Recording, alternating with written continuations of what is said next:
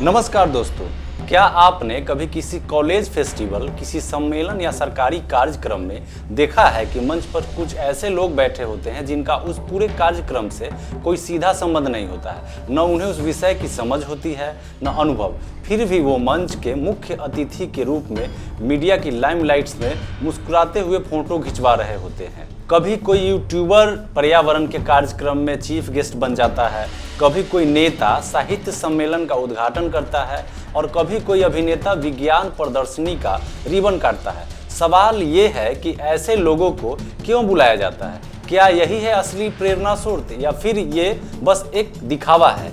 आज के इस विस्तार पूर्ण वीडियो में हम समझने की कोशिश करेंगे कि समारोह में ऐसे गेस्ट का क्यों बुलाया जाता है जिनका उस विषय से कोई संबंध नहीं होता है, इसका इतिहास, इसके पीछे की राजनीति, सोशल मीडिया और पीआर का रोल और सबसे जरूरी इसका समाज और आने वाली पीढ़ियों पर असर है। तो आइए शुरू करते हैं बिना किसी स्पेशल गेस्ट के सीधा तथ्यों से। सबसे पहले समारोह का उद्देश्य क्या होता है? हर समाज में सामूहिक समारोह का एक गहरा सामाजिक और सांस्कृतिक महत्व होता है।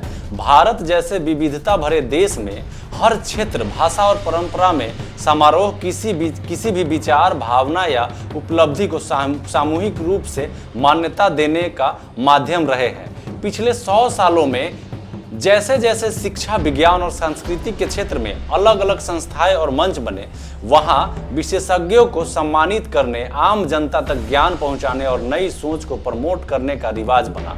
कार्यक्रमों का उद्देश्य था विचारों का आदान प्रदान, अनुभव साझा करना और युवाओं को प्रेरित करना। इन योजनाओं में उस क्षेत्र से जुड़े अनुभवी लोग, वैज्ञानिक, लेखक, शिक्षाविद, कलाकार, पत्रकार या सामाजिक कार्यकर्ता बुलाए जाते थे। उनके विचारों से कार्यक्रम समृद्ध होता था, लेकिन धीरे धीरे ये ट्रेंड बदलने लगा। जब विशेष अतिथि का मतलब बदल गया, आज समारोह में मुख्य अतिथि का मतलब हो गया है कोई ऐसा इंसान जो जाना पहचाना हो, चाहे उसका विषय से कोई लेना देना हो या ना हो।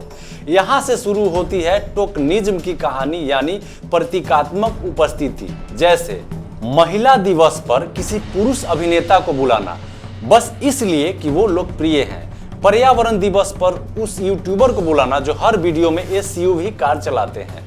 किसान आंदोलन की चर्चा के बीच किसी क्रिकेटर को मंच पर बैठा देना क्योंकि वो सेफ चेहरा है। इसका कारण क्या है? पीआर का दबाव। आयोजक चाहते हैं कि कार्यक्रम की ज्यादा कवरेज हो, सोशल मीडिया में ट्रेंड करे, कोई फेमस व्यक्ति आएगा तो लोग सेल्फी लेंगे, क्लिप्स शेयर करेंगे। राजनीतिक संतुलन। कई बार नेताओं को खुश करने के लिए या फंडिंग बचाने के लिए उन्हें गेस्ट बनाया जाता है। कंपनियों की मार्केटिंग की रणनीति भी इसमें अहम भूमिका में है।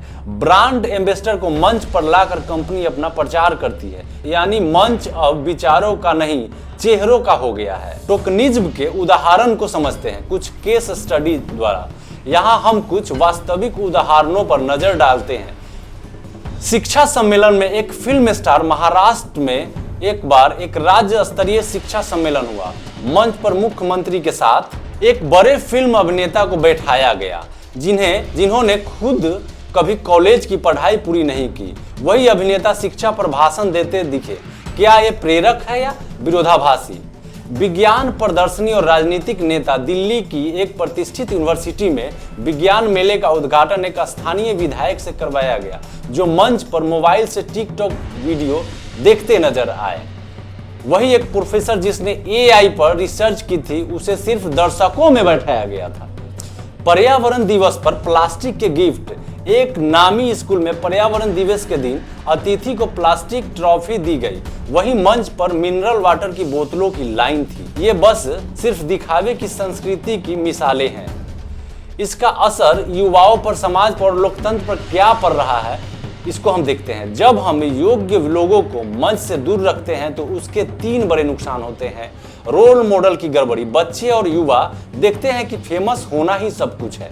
ज्ञान और ईमानदारी, मेहनत, ये सब बैकग्राउंड में चला जाता है। विषय की अहमियत कम होती है। जब कोई विषय विशेषज्ञ मंच पर न हो तो उस विषय की गहराई छूट जाती है। सिर्फ सतही बातें होती है। इससे समाज की सामूहिक समझ कमजोर हो जाती है। लोकतांत्रिक विमर्श कमजोर होता है जब मंच पीआर और राजनीति के लिए बुक हो जाता है, जनता की असल आवाज उस मंच से बाहर कर दी जाती है। लोकतंत्र सिर्फ वोट नहीं बल्कि संवाद भी है, और संवाद के मंच जब नकली चेहरों से भर जाए तो मंच जनता के नहीं रहते। इस पूरे चलन को और मजबूत बनाता है हमारा मीडिया, खासकर इलेक्ट्रॉनिक और सोशल मीडिया।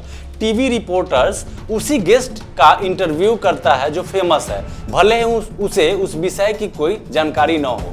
सोशल मीडिया पर ट्रेंड करने के लिए वीडियो क्लिप, शायरी, फनी मोमेंट्स वायरल किए जाते हैं, न कि गंभीर चर्चाएं। यूट्यूब और इंस्टाग्राम पर लाखों फॉलोवर्स वाले लोग हर विषय पर गुरु बन जाते हैं, भले ही उसका अनुभव उस क्षेत्र में चाहे किसी भी सामाजिक मुद्दे पर जीरो हो। इसका नतीजा ये है कि गहराई की बातें बोरिंग लगती है और सतही बातचीत ही कूल मानी जाती है। अब देखते हैं इसका समाधान क्या हो सकता है, इस बीमारी से निजात पाया कैसे जा सकता है। अब बातें हम करते हैं समाधान की। हम बात कर सकते हैं आयोजकों को आत्ममंथन करना होगा कि गेस्ट का चयन सिर्फ फेस के आधार पर नहीं, विषय, ज्ञान, अनुभव और योगदान के आधार पर हो। जनता की अपेक्षा बदले, दर्शक भी समझे कि गेस्ट की फोटो नहीं, उसके विचार महत्वपूर्ण है। Social media users